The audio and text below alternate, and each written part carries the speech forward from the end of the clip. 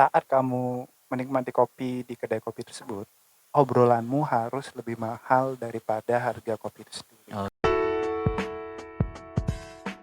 Selamat datang kembali di Madroyot bersama saya Berta Sofyan. Pada kesempatan kali ini saya kedatangan tamu seorang barista yang saya kenal sih barista.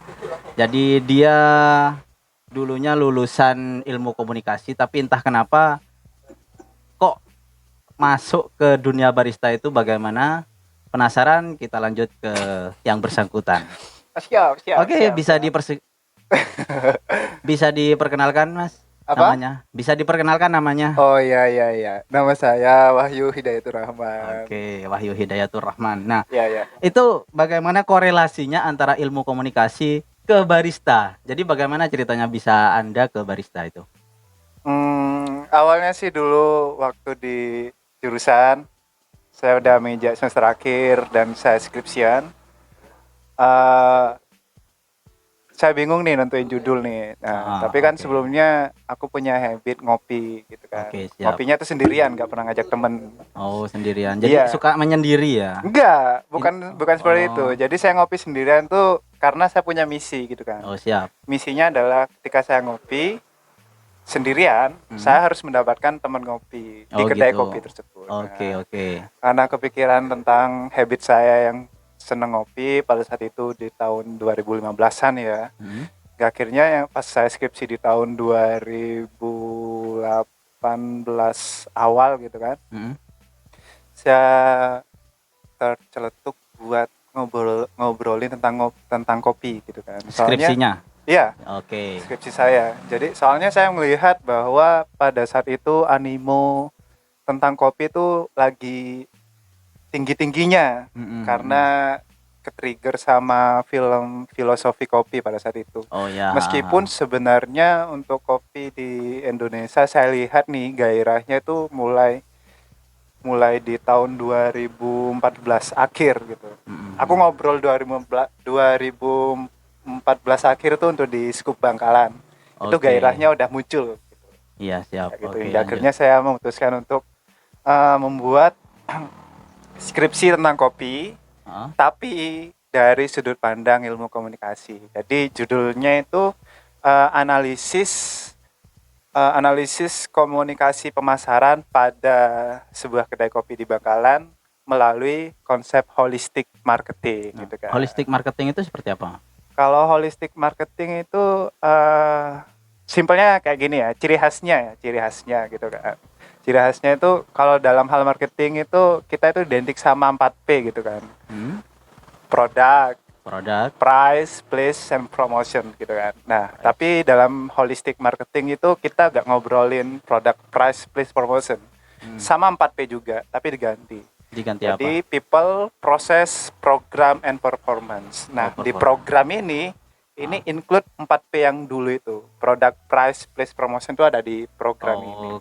Jadi simpelnya aku ngurusin 4 ini dalam sebuah strategi pemasaran di kedai kopi, salah satu kedai kopi di sini. Oke. Nah, pada waktu ngerjakan skripsi dengan tema kopi itu, Anda sepindah-pindah tempat kopi atau hanya pure satu di situ aja? Fokus skripsi saya ya di kedai kopi tersebut, katakanlah kedai kopi A kayak gitu kan. Ya. Tapi sebelumnya kan dari 2014-an itu saya sudah ngopi di banyak tempat ngopi gitu kan. Jadi secara tidak langsung saya tuh udah punya bekal nih. Oh, kondisi di kedai kopi ini itu pemasarannya seperti ini, atau katakanlah habit teman-teman ngopi di sana tuh seperti ini kayak gitu. Jadi saya tidak perlu pindah-pindah kedai kopi buat ngurusin tentang skripsi saya. Toh skripsi saya itu cuma fokus di kedai kopi tersebut. Oh gitu. Jadi biar lebih dekat juga sama barista di sana ya Mas ya? Ya, jadi ngobrolin tentang kenapa kok akhirnya saya bisa jadi barista. Ya awalnya dulu itu saya sebenarnya Di jurusan saya itu pernah nge-freelance, sorry, waktu kuliah gitu kan. Pernah Oh, sambil kerja juga. Jadi iya, kuliah sambil kerja jadi saya nge-freelance sebagai videographer. Dari di coffee shop itu. enggak, jadi waktu saya proses kuliah, saya tuh Ah, senang gitu bikin video kayak gitu kan. Di oke. tahun 2016 kayak gitu kan. Terus saya di tahun 2014 itu pernah membuat suatu movement di Instagram pada saat itu. Mm-mm, Pada saat itu Instagram usernya masih belum gitu banyak mm-mm. seperti sekarang kayak Iya. gitu kan. Saya membuat movement namanya Explore Bangkalan. Nah, ini baru saya buka publik ya. Jadi buat teman-teman yang tahu akun Instagram Explore Bangkalan di tahun 2014 sampai 2016, sebenarnya itu saya adalah foundernya dan ada beberapa teman saya juga ikut serta untuk membuat Explore Bangkalan itu. Nah, Oke. jadi pada saat itu saya tidak asing nih, simpelnya tidak asing sama dunia digital kayak gitu kan, Mm-mm. tentang pembuatan konten, entah itu berupa foto ataupun video. Terus Oke. saya juga melakukan movement di digital, dalam hal ini Instagram gitu kan. Pada saat itu proses skripsi saya menawarkan diri nih ke kedai kopi tersebut. Saya bilang nih simpelnya, Mas gimana Mas kalau saya fokus di digital marketingnya di sini gitu kan. Oke.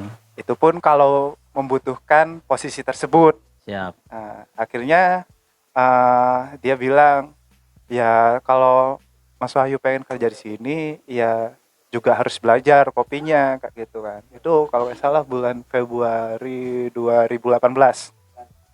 Oh, masih barusan juga ya 2018-an Ya, ya. sekarang 2020 ya. Sekarang Oh 2020 iya, baru 2 lupa. tahun. Jadi pada saat itu saya akhirnya oke lah Mas, gak apa-apa Mas kayak gitu. Hingga akhirnya saya di situ belajar membuat kopi juga kayak gitu. Oke. Hingga akhirnya selama proses skripsi saya juga menjadi barista, tepatnya junior barista Oh, pada saat itu. freelance tapi ya waktu itu. Enggak, kalau untuk baristanya saya ya full kerja di Oh, sana. kerja juga. Sekaligus saya skripsian. Oh, gitu. Jadi selama saya kerja itu tidak mengganggu proses skripsi saya karena pekerjaan saya pada saat itu adalah skripsi saya. Oh, Jadi gitu. saya Ya, ya, merasa siap. diberuntukkan. Oke, jadi sekaligus ngerjain skripsi dapat gaji juga Oh ya. iya, enaknya kayak Oke, gitu. mantap. Selain itu ada yang lebih menyenangkan gitu, Mas. Hal yang menyenangkan buat saya itu adalah bukan perihal uangnya gitu kan. Ah, Tapi di sana selama saya jadi barista itu saya bisa mengenal banyak orang mm, dengan berbagai karakternya dan saya juga bisa mendengar banyak cerita dari banyak orang tersebut gitu. Jadi oke. banyak cerita yang tiap harinya kan ada aja orang baru yang ngopi kayak gitu kan. Itu sebenarnya yang lebih menyenangkan di dunia kopi. Gitu. Oke. Oh ya, silakan diminum dulu. biar biar nggak kering mulutnya. Kok kayak formal banget ini ya Mas? Enggak. Ini sekarang ini lagi ujian skripsi bagaimana deh ceritanya ini? Enggak, kita hanya Oke, hanya oke. tanya jawab aja sih Oke. sebenarnya. Eh, Siap, di siap. luaran sana kan juga oke, sekarang barista atau coffee shop di Bangkalan itu sudah menjamur banyak ya. Oh ya, benar. Yang saya tahu seperti itu. Jadi Ya.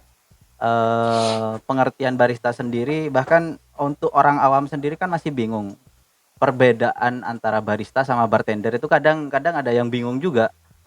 Barista sama aja dengan bartender gitu. Oh iya. Sedangkan bartender kesannya itu negatif di Iya, iya. pub atau di klub malam gitu. Hmm. Nah, mungkin bisa dijelaskan, Mas. Ya, ini intinya hal yang saya obrolin pada saat ini adalah hal-hal yang kebetulan saya dapatkan, wawasannya ini saya dapatkan ketika saya proses skripsi, gitu Siap. kan. Karena saya belum pernah sekolah barista, Oke. kayak gitu. Itu kan ada Oke. sekolahnya. Otodidak berarti ya. Baristanya Gak otodidak. otodidak, tepatnya saya diarahkan sama bos saya, namanya adalah Mas Heri Ahmad. Nah, Oke, dia siap. adalah apa ya, guru saya, guru. Oke, Intinya siap. dia yang mengarahkan saya bagaimana menjadi barista. Oke. Jadi Oke. yang saya sampaikan ini bukan pure dari saya kayak gitu kan. Mungkin wawasan saat saya skripsi dan juga saat saya mendapatkan ilmu dari Mas Heri kayak gitu kan. Jadi perbedaannya barista dan bartender itu sebenarnya sedikit berbeda. Jadi awalnya di benua Eropa itu belum ada budaya ngopi Oke, awalnya. oke. Ini Lebih banyak. bicara bicara sejarah tentang Iya. kopi ini ya ceritanya. Kebetulan, sorry, ini cluenya ya, cluenya. Oke, siap. Kebetulan saya di barista ini lebih condong ke apa ya? Saya menggeluti dunia barista ini lebih condong ke culture-nya. Oke, Dalam artian saya memandang budayanya ya. dunia kopi itu dari sudut pandang budayanya, culture Siap. kopi, Oke, oke, coffee oke. culture. Ah, Nah, ah, ah. bukan dari saintisnya. Bukan Siap. berarti saya tidak memperhatikan saintisnya. Jadi awalnya di Eropa itu kan logikanya gini itu.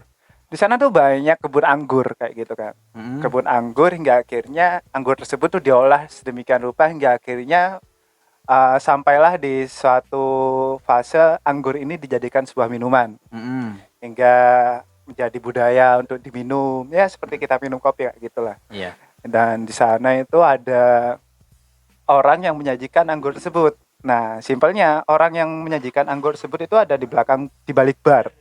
Bar itu tempat kita untuk menyajikan sebuah minuman. Dalam hal ini adalah anggur. Nah, itu kurang lebih cikal bakal istilah bartender. Bartender dan bukan barista ya? Belum Oke. barista. Oke. Bartender adalah sebutan orang yang menyajikan minuman di balik bar. Dalam hal ini Oke. katakanlah anggur. Nah, Ya. dan saat itu Seiring berjalannya waktu gitu Oke. kan, hingga akhirnya kopi ini muncul katakanlah kayak gitu dengan espressonya hasil Espresso. budayanya orang Italia katakanlah ya. kayak gitu. Espresso. Saya taunya Italia ya kalau Iya. espresso. Jadi espresso orang yang menyajikan kopi itu sebenarnya kata barista itu diambil dari kata bartender gitu kan. Kayak gitu. Barnya. Iya bar, tetap kita menyajikan di balik bar kayak gitu kan. Jadi itu di sebutannya bartender dan barista itu agar pembeda bahwa barista ini adalah orang yang fokus dalam pembuatan minuman anggur katakanlah, dan barista ini adalah orang yang fokus untuk menyajikan minuman kopi. Oke. Gitu. Jadi Dan oke, ya ada lagi. Jadi untuk sebutan barista itu untuk pembuat minuman kopi yang berjenis kelamin laki-laki. Kalau yang berjenis kelamin perempuan itu namanya baristi istilahnya. Oh gitu. Ya, Saya baru tahu ini. mungkin banyak orang yang belum memperhatikan Ada itu. barista Memang dan ada lebih baristi. cenderung barista. Tapi itu bukan suatu kesalahan sih. Iya, karena Gitu. sekarang sudah lumrah ya Lumrah aja sih. sudah dikatakan meskipun cewek tetap aja namanya barista gitu ya. Sudah lumrah seperti itu. Oke, ke espresso tadi menarik ini. Bagaimana kenapa kok yang saya tahu ya espresso kan banyak itu. Ada espresso americano, long black dan segala macamnya. Cortado apa sebagainya. Cortado, gitu kan. Piccolo itu yang saya tahu di Son Goku. Jadi espresso itu kenapa espresso itu ketika dihidangkan hanya sedikit gitu loh. Sedikit kan. Enggak banyak dan rasanya itu ngena banget sampai ke ulu hati mungkin ya. Sampai ke jantung. Ya, jadi sebenarnya espresso itu Oke, dari kata express. Express itu disajikan dengan cepat. Cepat, ya, siap. Express di sini bisa dimaknai juga ekspresi, mengekspresikan. Oke, mengekspresikan. Terus juga bisa dimaknai sebagai ekstrak. Awal mula kopi itu berasal dari mana sih sebenarnya? Sampai pada akhirnya nyampe ke Indonesia bahkan ke Madura gitu.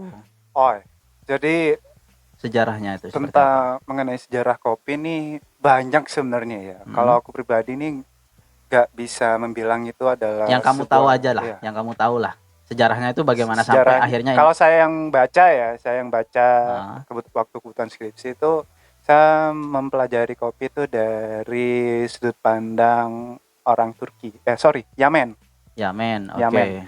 Jadi ceritanya di Yamen itu ada sebuah kota, kalau misalkan di Madura itu Kamal. Kamal, pelabuhan. Nah, pelabuhan tersebut itu ada di nama pelabuhan tersebut itu Pelabuhan Mocha. Di daerah Mocha, Yamen. Itu adalah pusat perdagangan, dan di kota Yamen, di negara Yamen ini mempunyai komoditi kopi pada saat Hmm. itu. Nah, katakanlah ada orang kiai, katakanlah kayak gitu kan. Hmm. Dia tertarik ketika melihat seorang anak-anak kecil. Anak-anak kecil ini pada saat itu sangat giat, sangat giat, Sangat giat untuk. sangat giat ya bekerja di pelabuhan Oke. tersebut yang Oke. angkut-angkut barang dan lain sebagainya. Hingga akhirnya orang kiai tersebut itu memberikan biji kopi tersebut Hmm. kayak gitu. Nah, kebetulan biji kopi tersebut itu juga dijadiin tasbih pada saat itu. Oke. Nah, dijadiin minuman sama si anak kecil tersebut. Itu sebenarnya agar apa ya, bentuk apresiasi bentuk apresiasi kiai tersebut ketika melihat anak kecil tersebut tuh sangat giat. Ini lo minum kayak gitu kan. Nanti Oke. kamu biar lebih semangat kayak gitu. Nah, Ah, setelah itu ada versi yang lain. Kalau yang versi yang lain ini biji kopi ini dimanfaatkan oleh orang sufi. oke, dari Turki. Bukan. Entah Sufi. orang sufi mana lah. Oke. Ini aku bilang ini nggak ada yang eksak bener lah, Oke, karena oke. hanya sebatas cerita. Jadi ini yang mendasari saya gitu kan. Orang sufi tersebut saking dari mencintai kopi ini, Mm-mm. dari karangan-karangannya dia membuat suatu karangan khusus tentang menggambarkan kopi itu. Pada saat itu kopi itu istilahnya tuh kalau nggak salah itu elixir. Apa itu? Elixir tuh semacam cairan cairan yang magic banget gitu. Hmm? Orang sufi ini fanatis banget sama kopi tersebut karena ketika dia mengolah kopi tersebut menjadi sebuah minuman, dia tuh sangat Oke. berenergi hingga dia tuh bisa bisa larut untuk mencari ilmu karena dia itu apa istilahnya melek kayak gitu. Oke. Soalnya Nah, soalnya mereka tuh giat sekali mencari ilmu hingga akhirnya dia membuat suatu karangan yang menggambarkan tentang kopi. Mungkin nanti masnya bisa ngecek di Google pakai kata kunci apa? Elixir Burn kayak gitu. oke, oke. Elixir Burn itu juga salah satu kedai kopi di Timur Tengah dan kebetulan bos saya itu pernah kerja di sana. Oke. Makanya pada saat saya baca loh, Elixir ini kok gak asing ya. Oh, Mm-mm. ternyata mungkin kedai kopi ini dinamai Elixir Burn ini diambil untuk jadikan sebuah brand. Ini terinspirasi dari cerita tersebut kayak gitu. Nah, Orang suku. hingga nyampe ke Indonesia itu bagaimana? Kalau hingga nyampe ke Indonesia itu karena ada perdagangan internasional pada saat Hmm. itu. Perdagangan internasional, ada pedagang Arab, ada pedagang VOC pada Siap. saat itu juga kan. Mulai dari Aceh, itu kan di Selat Malaka itu kan arus perdagangan internasionalnya ada di situ. Nah, Ah, kebetulan nih orang-orang kolonial itu mm, melihat tanah yang ada di Indonesia ini bagus. sangat cocok. Oke. Kebetulan sangat cocok untuk ditanami Kopi. oleh pohon kopi. Oke. Hingga akhirnya mereka ngedevelop beberapa wilayah untuk dijadikan kebun kopi. Nah, salah Oke. satu kebun kopi yang tertua di Indonesia itu ada di Banyuwangi, kalau nggak Oh, salah. di Ya, Banyuwangi. Bukan di Acehnya sendiri. Padahal kan ada awal. cerita lagi nanti yang di Aceh itu. Oke. Jadi di Banyuwangi itu ada nama kopinya kalau nggak salah Java Tipika. Java Tipika. Ya, Java Oke. Tipika itu adalah salah satu kopi tertua di Indonesia. Nah, pada tahun sekian katakanlah itu di Indonesia sempat ada wabah. Bukan wabah Bukan wabah COVID COVID-19 ya. ya, Oke. bukan wabah COVID-19 ya. Kita Jadi sudah jaga jarak ini ya. oh ya sudah. Jadi ada wabah pada saat itu di mana wabah ini namanya kalau nggak salah, sorry, daun karat kalau nggak salah ya. Kalau nggak salah itu namanya daun karat. Kalau nggak Intinya salah benar berarti. jadi wabah daun karat ini nih kebetulan menyerang tumbuhan pohon kopi, Hmm. menyerang pohon kopi hingga akhirnya beberapa kebun kopi yang ada di Pulau Jawa itu rusak Oke. karena wabah ini, Ah, kayak gitu kan. Dan kebetulan yang pohon kopi yang rusak ini kebetulan yang kalau nggak salah itu di kategori kopi Arabica yang di ketinggian di atas 1200 Oke, itu rusak. Arabica, Arabica. Nah, tapi kolonial itu heran sama satu jenis kopi yang dia tuh masih bisa bertahan Hmm. dan dan tepatnya berada di ketinggian 800 meter. Hmm. Nah, 800 meter ini cikal bakal ada istilah kopi robusta. Robusta. Ya, yang saya tahu ada Arabica, ada Robusta Ya, gitu. jadi kenapa kok bisa namanya robusta? Itu sebenarnya dari kata robus. Robus itu kalau diartikan to survive, dia tuh bisa bertahan Bertahan di ketinggian 800 itu ya. meter dan dia tuh bisa bertahan dari wabah tersebut. Oke. Nah, pada saat itu kan kopi Arabica ini menjadi komoditi terbesar di Ah, Indonesia, salah satu komoditi terbesar yang diekspor ke negara-negara Eropa. Jadi di oke. Eropa itu sangat terkenal nih kopi Indonesia. Itu Oke. saking terkenalnya, istilah kopi itu bukan coffee. Terus? Jadi diistilahkan sebagai Java. Oh, Java. Java Karena is coffee. oke, oke, Jadi oke, oke. misalkan, ayo mas ngopi mas. Nah, aku bilangnya kalau aku orang Eropa nih, mas ayo Java gitu. Ayo minum Java gitu. Oh, Java itu gitu. artinya kopi. Saking Ah. dari diminatinya kopi dari Indonesia ini. Tapi dengan wabah tersebut, kolonial ini mencoba tetap mengekspor kopi robusta tersebut ke Hmm. Eropa. Mm-mm. Nyatanya nggak laku gitu di Eropa, simpelnya. Hmm. Karena itu kolonial ini mencoba untuk ngedevelop kebun yang lain dan dia ngeriset mencari Tanah. tanah yang lain yang kiranya sama seperti di Banyuwangi atau sangat cocok untuk ditumbuhi pohon Pohon kopi. kopi. Hingga akhirnya dia Oke. menemukan sebuah pegunungan. Sebuah Di Ijen. pegunungan, enggak, sebuah pegunungan di Sumatera, Oh, di tepatnya di Sumatera. Aceh. Nah, ini adalah cikal bakal Aceh Gayo. kopi Aceh Oke, Gayo. Nah, itu jadi sangat sebenarnya terkenal itu. gini Mas, Gayo itu artinya adalah sebuah gunung atau Gunung. gunung, pegunungan. Sama halnya kayak Gili, misalkan di Madura itu ada Gili Labak, ada Oke, Gili Genting. Gili itu artinya sebuah pulau. Nah, Gayo ini adalah gunung, Gunung. kayak Ya. gitu, sebuah pegunungan yang subur hingga akhirnya di sana itu didevelop sama si kolonel Belanda. Hingga Hmm. akhirnya di sana banyak kopi. Tapi kan banyak pegunungannya nih. Mm-mm. Setiap wilayah kebun kopi ini memiliki karakter yang berbeda meskipun di satu regional Aceh katakanlah kayak gitu. Hingga akhirnya setelah Oke. develop kopi turunan Arabica ini tumbuh subur di sana kayak gitu. Dan anehnya kopi Aceh Gayo ini mempunyai rasa yang identik dengan kebun kopi yang ada di Pulau Jawa juga gitu. Agak kecut-kecut Ada gimana gitu. mirip-miripnya. Intinya unsur rasanya tuh mirip kayak gitu. Sekali lagi saya nggak pernah sekolah kopi mas. Jadi Oke, saya siap. saya lebih sudut pandangnya di ya culture-nya.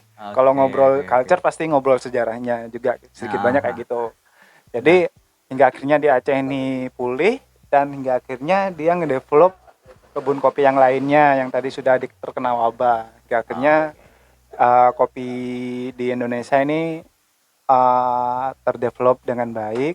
Hingga akhirnya komoditinya itu kembali normal pada saat itu. Terus idealnya menyikapi kopi itu sendiri bagaimana menurut kamu? Ya, kalau saya pribadi sih menyikapi kopi ini, ya dia hanya sebagai minuman kayak gitu. Dia hanya sebagai minuman dan yang kebetulan enak nih buat nemenin saya buat ngobrol kayak gitu. Terlepas dari timing? Terlepas dari timing. Oke. Tapi karena saya kebetulan nih gitu kan punya wawasannya espresso itu apa, kata cortado itu apa dan sebagainya. Ya, saya menikmatinya itu sesuai dengan kebutuhan saya kayak gitu. Jadi Oke. misalkan terlepas saya mantan barista, Oh, sudah X. ya udah Ex X sebenarnya barista. sih. Jadi Oke. udah X.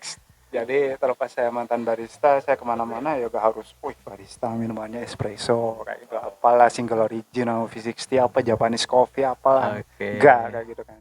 Jadi terlepas saya mantan barista ya saya nggak menyikapi kopi wah saya pagi-pagi minum espresso ini itu dan sebagainya kayak gitu enggak kayak gitu kan. Toh saya ngopi itu juga sesuai kebutuhan juga, kapan saya harus pergi ke kedai kopi dan kapan saya harus kerja dan kapan saya harus di rumah kayak gitu. Jadi Oke. saya ke kedai kopi itu ya tadi yang saya bilang di awal ya misinya saya pengen dapat cerita baru, teman baru atau Pengalaman baru. teman lama dengan cerita baru kayak gitu. Oke. Karena menurut saya kalau misalkan saya pergi ke kedai kopi terus saya nggak mendapatkan hal itu, momen saya waktu ngopi ini ya nggak menyenangkan kayak gitu. kurang greget gitu ya. Ya bukan kurang greget sih ya, kurang menyenangkan aja sih. Maksudnya Oke. ya ngopi doang kayak gitu. Soalnya kopi ini ya mahal gitu mas.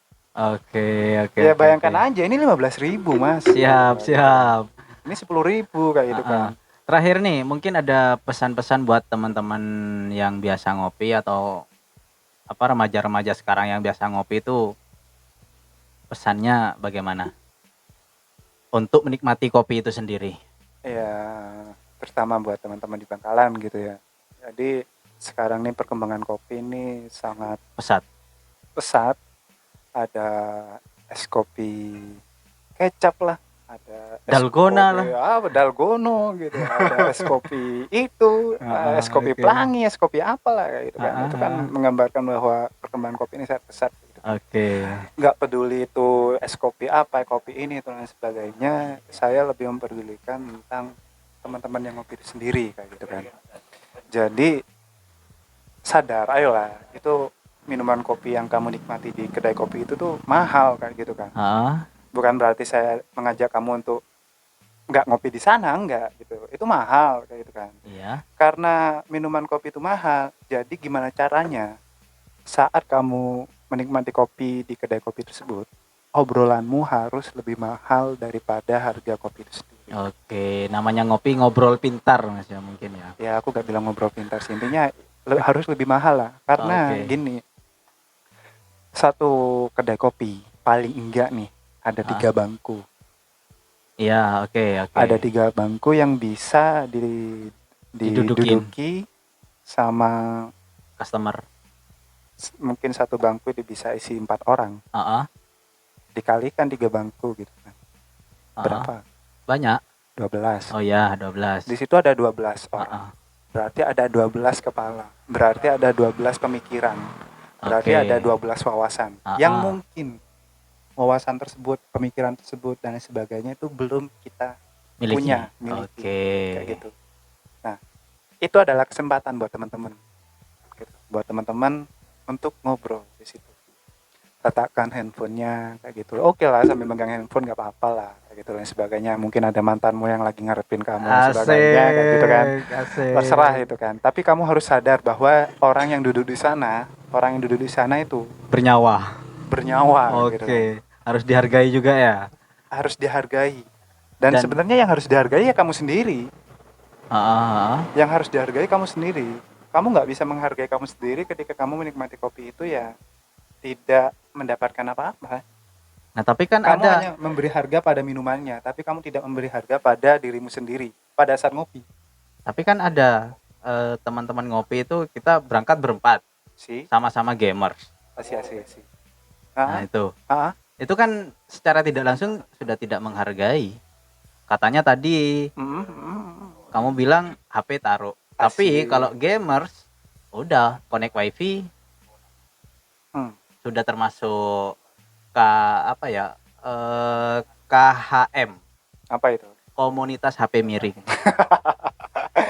Ya, Nah, iya kan ya. Oke. HP-nya diginiin Oke, semua. sih. Awalnya gini udah gini semua udah. Jadi untuk menyikapi fenomena tersebut, saya rasa itu bukan berarti dia tidak mengapresiasi minuman kopi itu sendiri. Karena tadi saya bilang bahwa minuman kopi ini ya sekedar minuman. Sekedar minuman. Tapi aku hanya mengingatkan ini adalah mahal. Oke. Nah, tapi saya tidak menyalahkan mereka KHM tadi. Oke. Kenapa gak menyalahkan? Karena ya kebetulan saya tipikal orang yang seneng dengerin orang berbagi cerita. Cara saya menikmati kopi ya tadi. Tergantung pribadi masing-masing Iya, ya. menurut Oke, saya siap. ketika mereka bermain handphone di kedai kopi, bukan berarti dia menyanyiakan kopinya atau menyanyiakan momennya. Ya karena itu adalah misinya mereka ketika mereka pergi ke kedai kopi. Siap. Bukan berarti ketika mereka gaming itu mereka melakukan hal-hal yang nggak bernilai. Menurut saya itu juga bernilai karena sudut pandangnya mereka itu sendiri. Oke. Bermain game itu adalah hal yang menyenangkan. Misalkan saya ngobrol dengan orang itu hal yang menyenangkan. Jadi menurut saya ya berhentilah buat buat